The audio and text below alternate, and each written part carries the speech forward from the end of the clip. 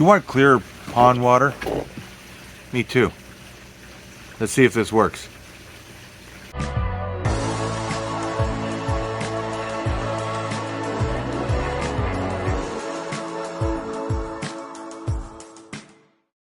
Hi there, and welcome back to Stubbs Aquatics. This episode, well, I'm going to be doing a review.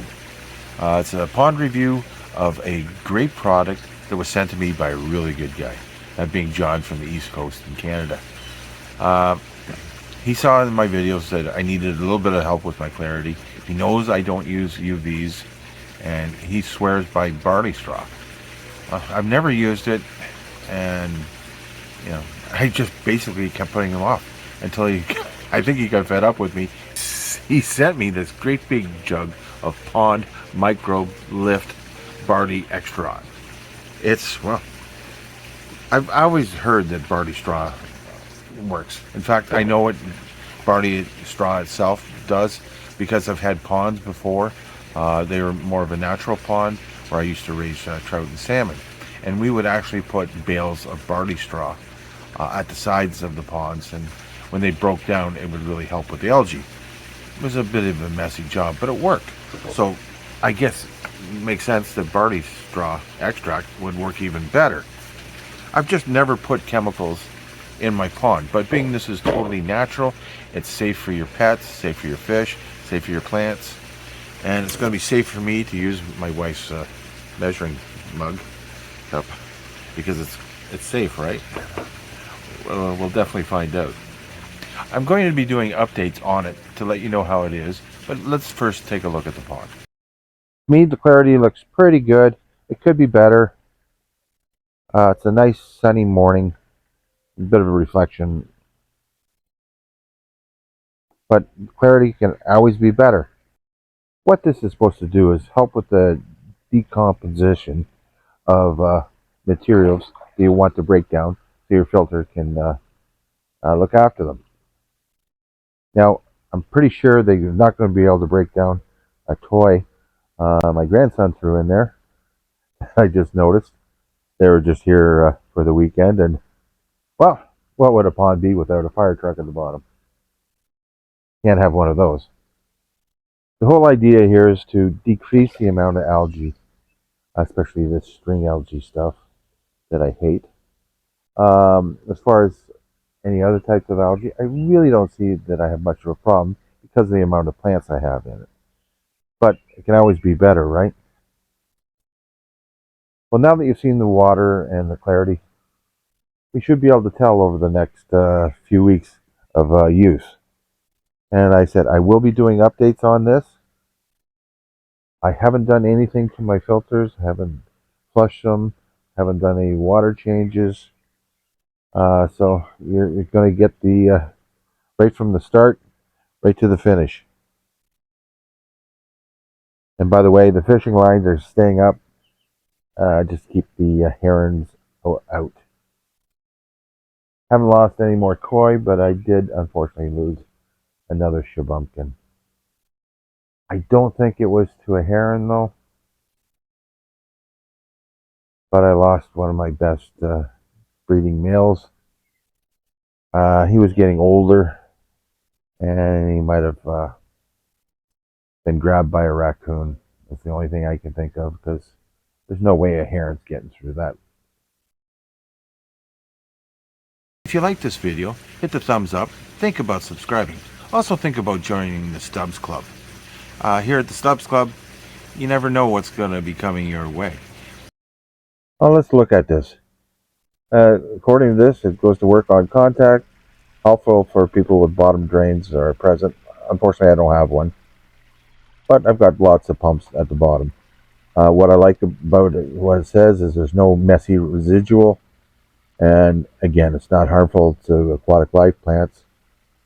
And 1 ounce is equal to multiple bales of straw, and it can be used all year round, which I really like. Well, according to the instructions here, I should be using a minimum of about 32 ounces for the first week, and then second week is considerably less, and so on.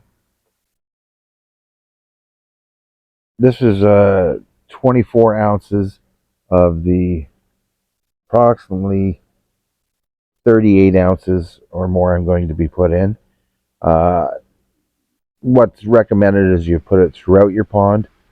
What I'll probably do is put it near where there's lots of movement, spread it around, and then I'll hit the dead areas with this concentrate itself.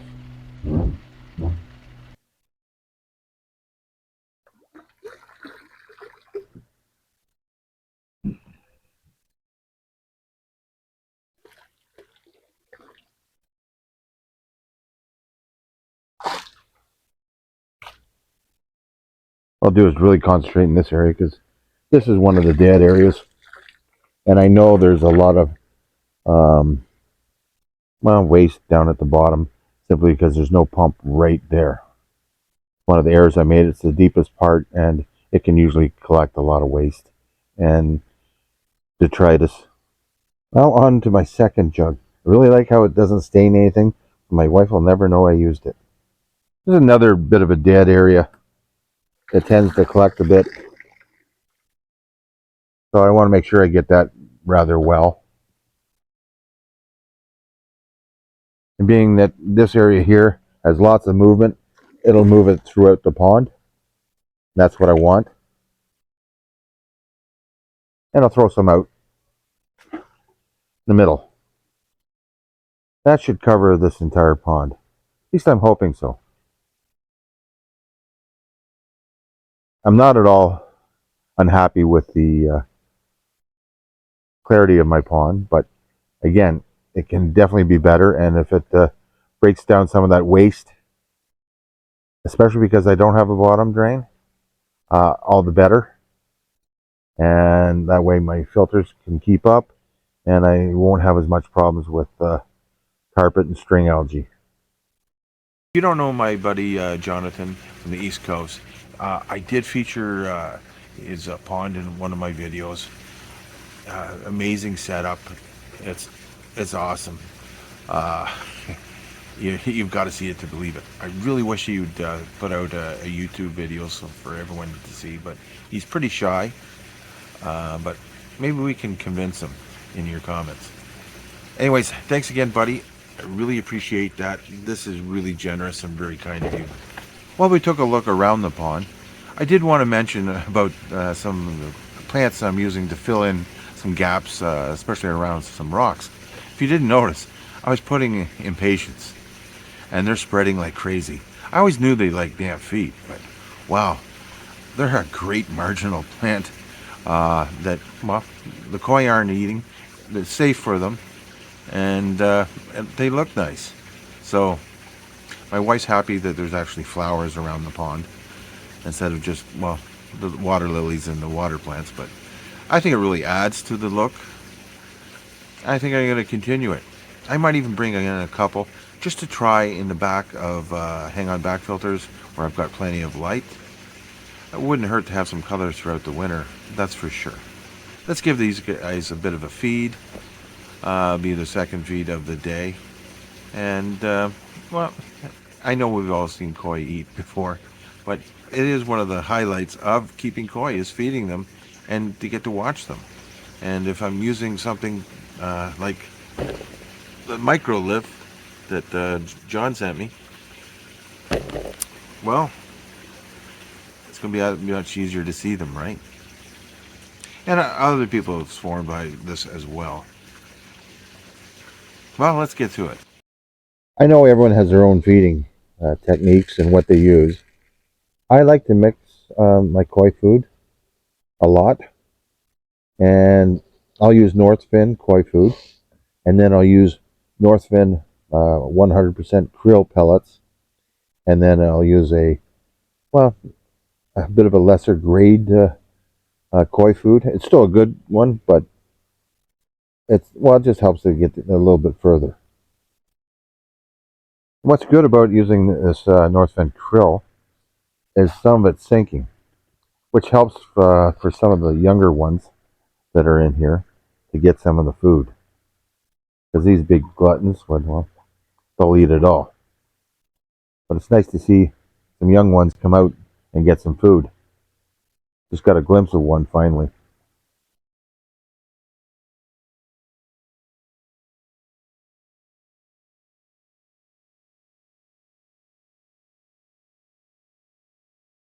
As you can see, these guys really like it and gobble it up pretty quick. They are getting great growth this year. I'm really happy with that. I am even feeding my small koi and my shabumpkins the same feed. This is the second feed already this morning. So they're not quite as hungry as they normally are, but these shabumpkins are just loving this food. And why not? I try to get them as heavy as I can over the summer because during the winter when they're inside, they just don't get that much. And my very best from last year, they love this stuff too. They're really going to put some size on with this high growth food. Remember to look for those updates on that microlift as I'll be doing those throughout the summer. For those of you that made it this far, I really appreciate it. Weren't those impatiens cool in the pond? The next plant I want to try will be some hostas, uh, either on the edge of the pond or maybe even in the stream. I know they love damp feet and they can take some pretty cold temperatures, so it shouldn't be a problem here in Canada. I'd like to thank everyone who's already subscribed. If you haven't already done so, please consider it. Hit that thumbs up button. It really does help, believe it or not. And think about joining Stubbs Club. No pressure. Well, thanks everyone. Remember, keep on keeping on. Bye for now.